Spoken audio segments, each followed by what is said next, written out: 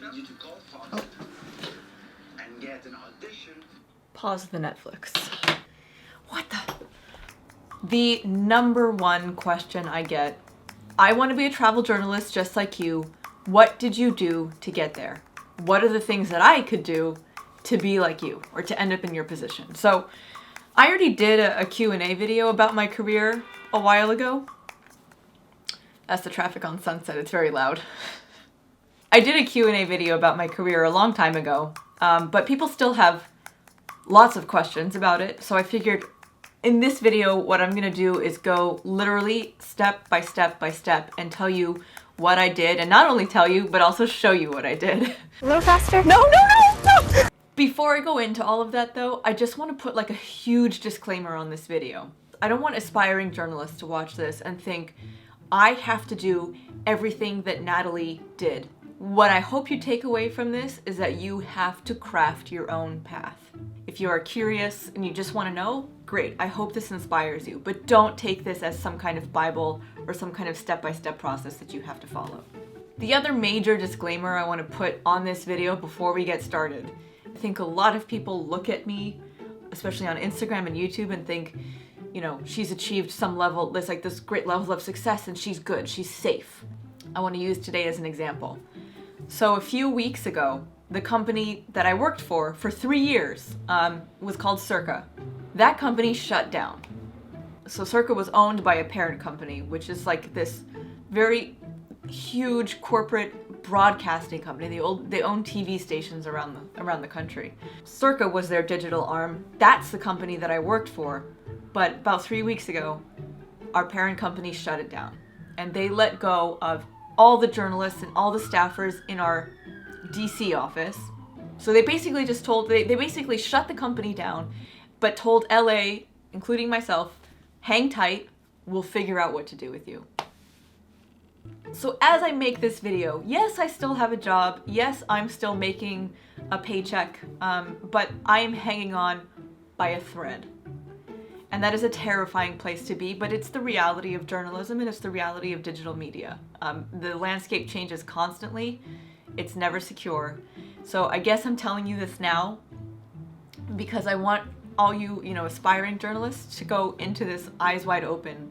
Hopefully in a year from now, I'll look back on this video and laugh at myself for being as worried as I feel because everything worked out. C'est la vie. I studied broadcast news at University of Colorado at Boulder. Around the time that I was applying to school, to college, I met Evan. And Evan was already going to school at University of Colorado Boulder. And I got my Bachelor of Arts degree in broadcast news. So they taught me there how to shoot, write, and edit for TV.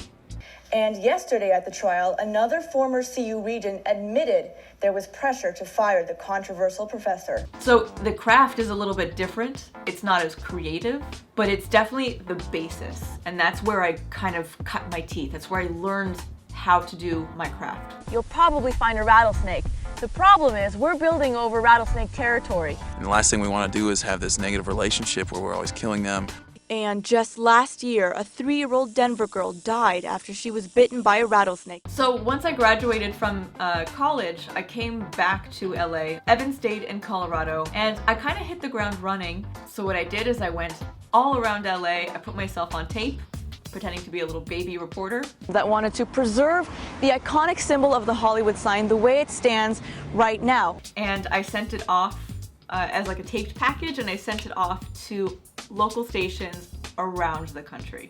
And then, nothing. I heard nothing from anybody. And I was doing this for like 2 whole years. Finding a job is gonna be no big deal.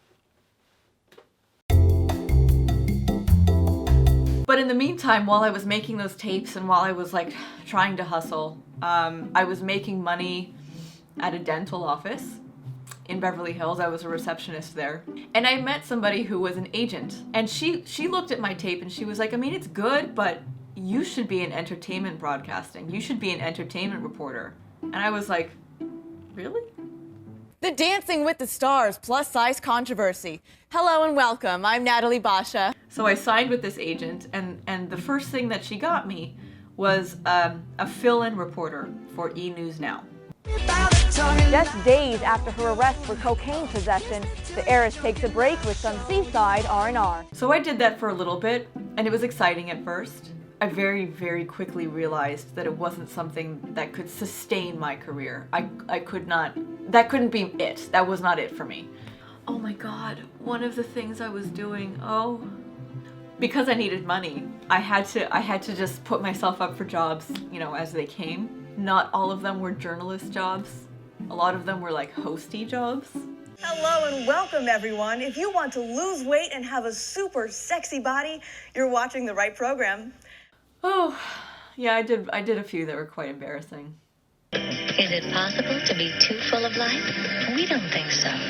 Bossa Nova acai juice beverage. And that was a hard time. So I was getting frustrated because I wasn't going anywhere close to where I wanted to be.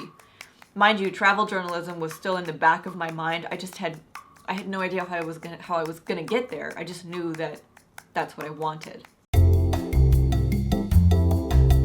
So I decided to come up with a show that I called Why World. Since wine used to be of poor quality, ancient Romans used to drop a piece of toast into the wine to reduce the acidity and improve the flavor.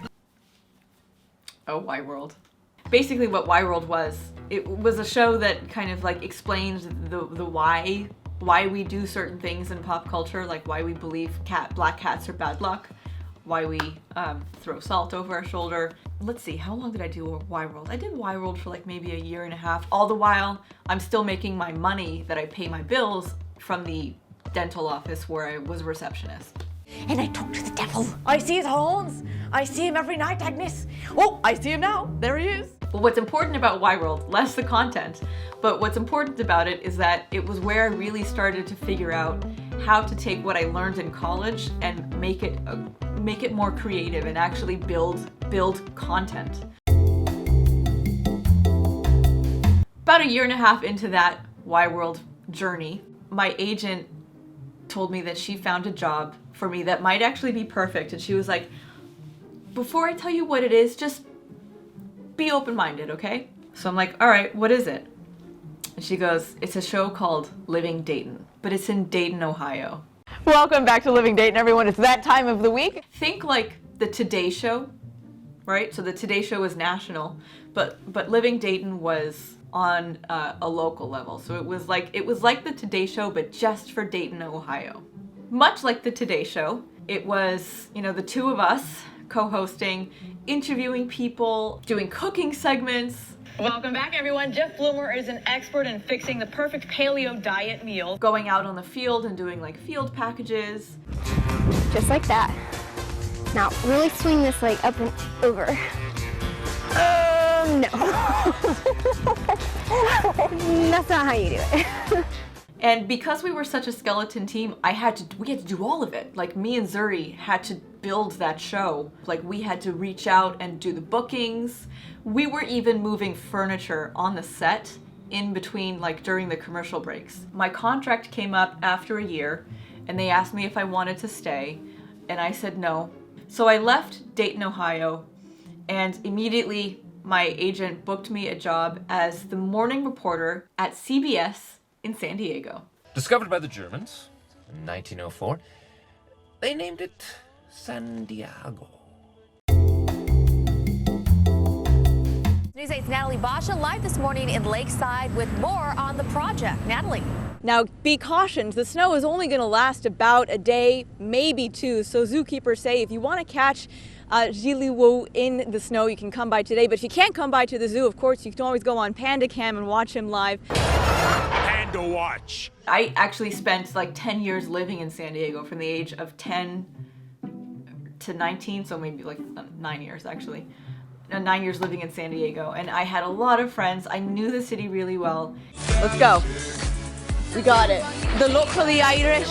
I don't even know if that was Irish or not. But anyway, we're live downtown. We're at the field. A features reporter is somebody it's a reporter who goes out and covers the events, the human interest. It's very package heavy. And when I say package, that means like pre-produced stories that are not done live on camera. It's like, you know, you actually piece a story together. You toss to it live, when you're on camera, and then they roll the tape and it goes to a package. That was a lot of my job. I call these guys the unsung heroes of San Diego because they are doing something that not a lot of people have thought of doing. They go out on the oceans and the waterways here. However, that did not last very long because local news goes live at 4:30 in the morning. So you have to be at the station ready to go way before that. So I was going to sleep around 5 o'clock in the afternoon, 6 o'clock in the afternoon, and I would have to wake up at 2:30 in the morning and be at the station at 3:30 and be ready to go live at 4:30. It's not a normal schedule. Human circadian rhythms don't follow that schedule because your circadian rhythm is tied to like sunlight. So going to sleep at 5 o'clock in the afternoon and waking up at 2:30 in the morning, I never adjusted to it. I became really depressed because I wasn't sleeping. Not only was I not sleeping, I was also very isolated. You know, by the time I needed to be asleep, that's when my friends and family were only just starting to come back from work.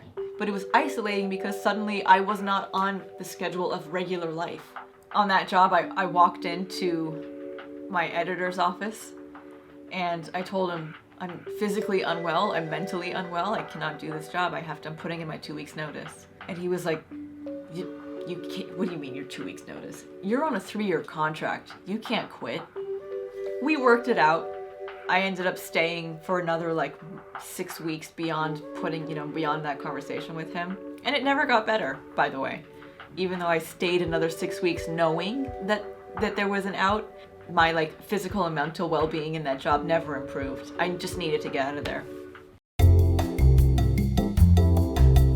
So I walked out of CBS in San Diego with absolutely no plan. And I had no choice but to move back in with my mom. Moving back in with my mom after what I viewed as like failing out of a career that I had been pursuing was really, really, really hard for me. So jumping back a few years, Evan and I, we've been together for like 12 years. We've known each other since we were 21. And one of the things that we've always done is travel. It's like the thing that drives both of us. And we've always done these crazy adventure trips. And every time we went, I would film it. Would just like stockpile all this footage and do nothing with it. So in that space after CBS, I decided, you know what? I literally have nothing to lose right now. I'm living at my mom's house. So that's when I decided to brand myself as a travel journalist. I came up with the brand, the Travel Muse. I started a YouTube, I started an Instagram, and I took all that old footage and I decided to repurpose it and start telling stories with the footage that I already had. And that's where the Travel Muse was officially born. Nobody was paying me for it. I wasn't getting any partnerships or deals or products. Like nobody was paying me. I was just doing it because I really wanted that to be my career. And that went on for 3 years. 3 years of doing the Travel Muse, faking it till I made it. So you might be wondering, if nobody was paying you to do the Travel Muse, how did you live? Well, first of all, I lived at my mom's house, so I wasn't paying rent. But second of all, yes, I needed to make money. So I went back to the dental office that I had been working at years prior. And I went to them and I was like, I need a job. I need a part-time job to pay my bills. Will you take me back? Behind the scenes, 3 days a week, I was a receptionist at a dental office just to pay my bills. And then the other days of the week and my nights and weekends and stuff like that, I was working on the Travel Muse. And I came across an article about a company called Circa that was starting up and they were looking for journalists. I went on LinkedIn, I found the chief executive officer's email and name, and I just shot him an email and told him who I was. Within a month, maybe like 6 weeks after that, something like that, he was in LA. I remember where we went to Frida in Beverly Hills. You know, I went there and I presented myself the way I wanted him to see me, the way I wanted to be taken seriously. And right then and there at dinner, he was like, I would love to have you on my team.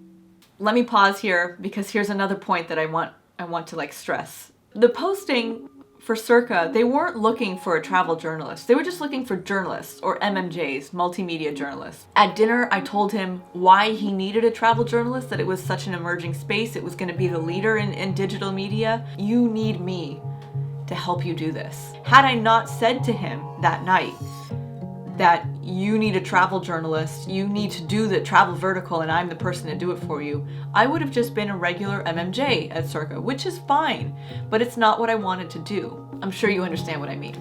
I can move on. And so my first travel reporting trip for Circa was in Thailand. Give me a hug. I'm so glad you're telling this story. We came back from Thailand with such great stories. In fact, one of the first stories that I did from Thailand was my elephants in the tourism industry in Southeast Asia story, which once it posted went mega viral, like 40 million views viral. And that was from my very first reporting trip ever. I won awards for that and everything. And that one trip proved to my bosses and all the executives at Circa that I was trustworthy. I knew what I was talking about. I knew I could do it. And from there, I kept advocating and I kept pushing and I kept pitching. From there, we went to Colombia, we went to New Zealand. We went to Georgia and Tokyo. It's so popular that the Japanese have certain words just to describe Sakura. All of that happened because I pushed for it. Nobody came to me and said, okay, where do you want to go next? What do you want to cover? Here's a check. That never happened. I was always fighting for it. To this day, this very day, I'm fighting for it. And you know, even though Circa no longer exists, and even though it was a tumultuous ride with Circa, I'm grateful to them. Life here is very different. Not just from Georgia, but from the rest of the world. They trusted me to do the thing that I always knew that I could do. But more importantly, I trusted myself. I knew I could do it, even though I'd never really done it in this capacity before. I was a seasoned traveler, but I wasn't a seasoned travel journalist. So at the end of the day, it was more important that I trusted myself. I am so incredibly proud of the work that I did for Circa over the last 3 years.